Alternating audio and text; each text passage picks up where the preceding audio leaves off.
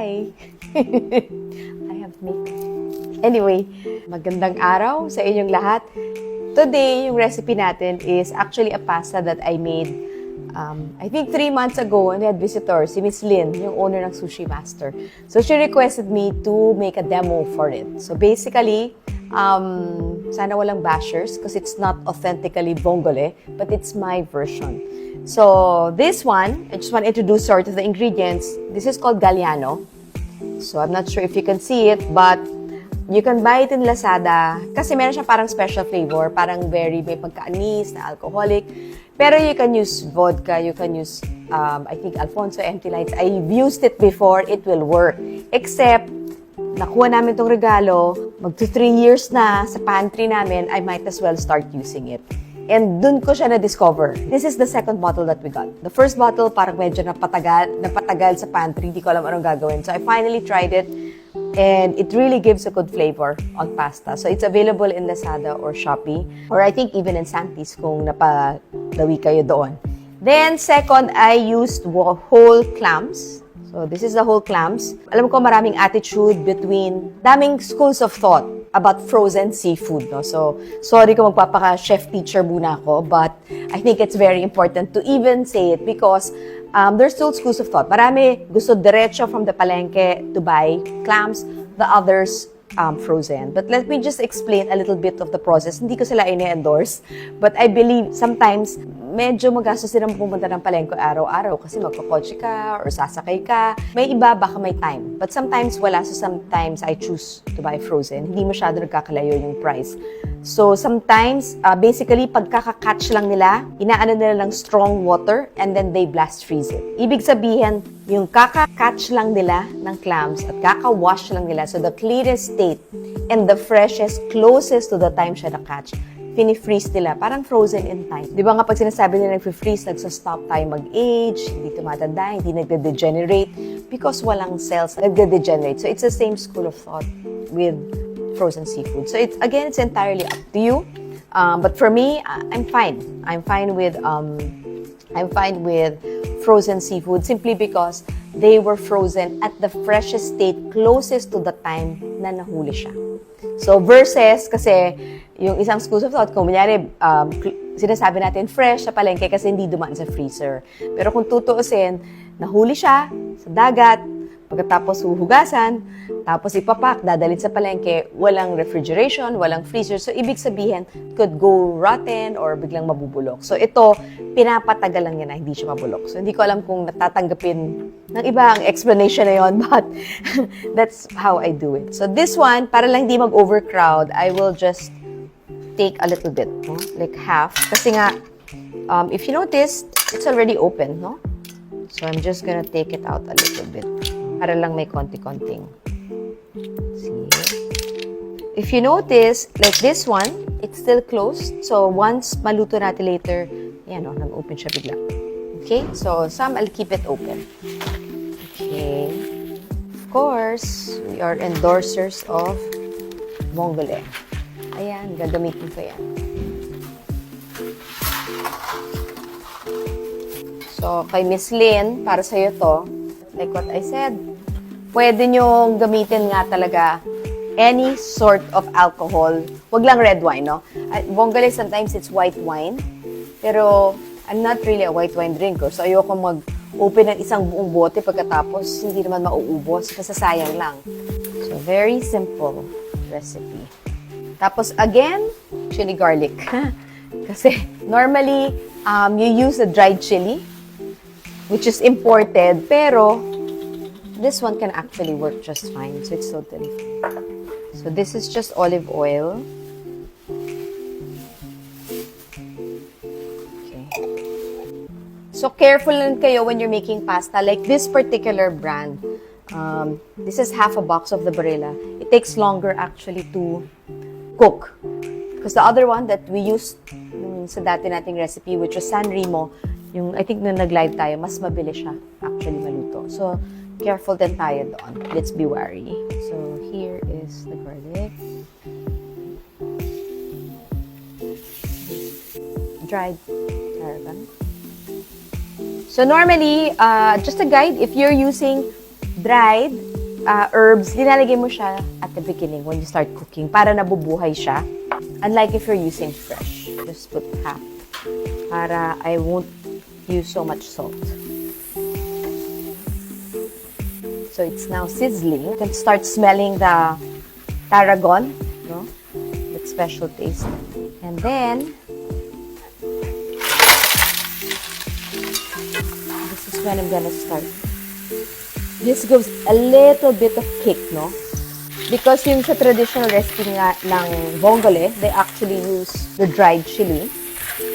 But, sayang naman, kasi there's so much chili oil available.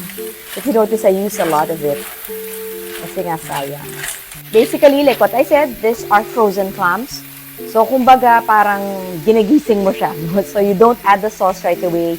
You make sure lahat ng clams dumaan sa heat. There you go. So, slowly. Let me just check on the pasta.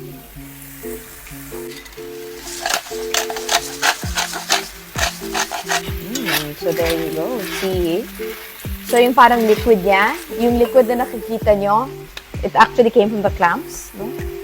You have to remember, it has that special taste. I guess that's the difference if galing sa palengke and frozen. Yun yung nawawala, yung parang that unique clam taste. Kasi nga, like I said, pag bago i-freeze, it comes to like really high-pressured kind of water para to make sure wala siyang bacteria and everything. Then, they freeze it right away.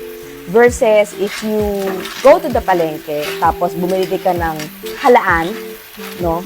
Hindi pa siya dumaan sa ganung technology. So, smell it. Actually, ngayon, alam mo yung parang tarragon, hindi ko masasabi powdery yung taste, pero parang ganun yung smell niya. It's very mabango, na may pagka-powdery na very mild. Hindi siya kasing tapa ng tarragon, di ba? Yung tarragon parang very straightforward. Now, the secret, alcohol. So normally, alam ko, like some households, they love putting sugar with their pasta. But, you know, alcohol actually turns into sugar. So if you're looking for that mild sweetness na medyo kinakot lang yung tongue mo around your gums and around your lips, use alcohol. So you can use beer, you can use wine, you can use brandy, whiskey. No? So this one, choose to use Galliano simply because we have. So careful also na walang matulo because if it hits the apoy, liliyab yan. No? There's nothing wrong, but you call it flambeing. And it's also good if you flambe it para mas maluto yung alcohol mabilis. So now that we added the Galliano, we call it technique called reduction. Ibig sabihin, the only time I'm gonna add cream is if medyo nauubos na yung liquid. So if you look at it, no, because I added alcohol, remember, I think, hindi ko alam kung na-show na natin, but remember, sabi natin, pag yung alcohol, hindi na dumidikit sa pan. Diba? Natandaan niyo na ba yun? So, wag na, kasi baka mamaya itry nila sa bahay. Masisipa ako, di ba? Lalo na pag fire prevention month. So, tatanggalin ko lang ng konti itong shells, ha, para medyo maluwag-luwag. Except, masarap siya sip-sipin later, oh. Kaso wala namang laman. Kasi nahulog na, no? So, although napaka-sarap niya, sip-sipin. You see it. Tapos, konti na lang. Add a little bit. So, I'm using the water from the pasta. Remember, meron din siyang yung para mas maging sticky and mas thicker. No? Tapos, 1 more minute, we're gonna add our pasta. So, I lowered the fire a little bit. So, anong mangyari kung wala kayong tarragon? Pwede kayong mag-Italian seasoning, pwede rin basil, pwede rin parsley. The only reason why I wanted tarragon because it gives you that extra layer of flavor. It's more fragrant than parsley. No? So, medyo mas potent siya, pero subtle pa rin. No? Ibig sabihin, parang naglalambing lang na amoy, parang ganon. Make sense ba yun? Alam mo yun yung baby powder. Hindi siya parang mabango na masakit sa ilong, pero parang tinatapik ka ng ganon. Ewan ko, nagigets nyo ba? Naintindihan nyo? Very siya, no? So now, I'm gonna add this. Minimix ko siya, no? Hindi ko siya fully. Normally, pag ihahalo mo yung pasta, halo mo pa yung almost maluluto na. Para pag fully maluto siya, naka-immerse na siya or naka-dip na siya dun sa sauce. So, first recipe i-shoot today. And many more. So, ito na rin ang aming dinner. Kadali, di ba? Very easy. Very simple yung ingredients. Some people would like to flip it. I don't know. I haven't done it in a long time. You may do so if you wish. If you wish to do that, you can do that. You can try it at home. Or just use a thong. Thongs, di ba? It's okay. Or you can beat it. But a lot of people say there's a big difference if you actually hit it. Kasi parang since naka-box yung ating pasta, so it means parang natulog yung flour niya. Parang ganun yung kasabihan. I forgot the exact translation, but something like that. That's why parang ginigising mo. So, it's really good. Gusto niyo ba? Bugbugin ko ulit yung pasta. Let's do the flip.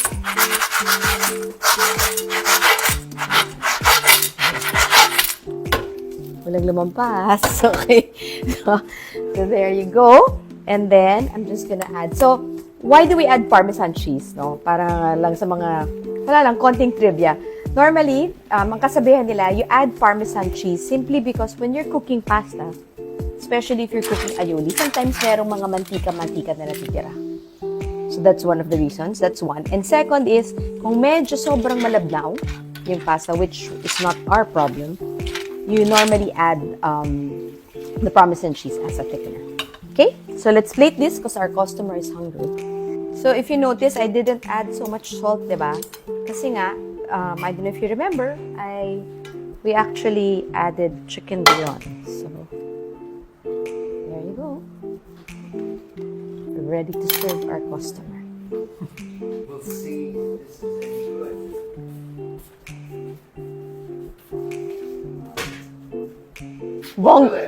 Vongole na vonga. Vongole.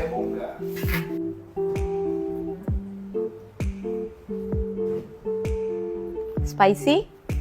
Actually, I like it a little spicy. Good. Not bad. Pretty good. Thank you for dinner. Pwede na ako maging chef. Pwede na. Okay, thank you. Mag-aaral na ako. Pwede na. Thank you.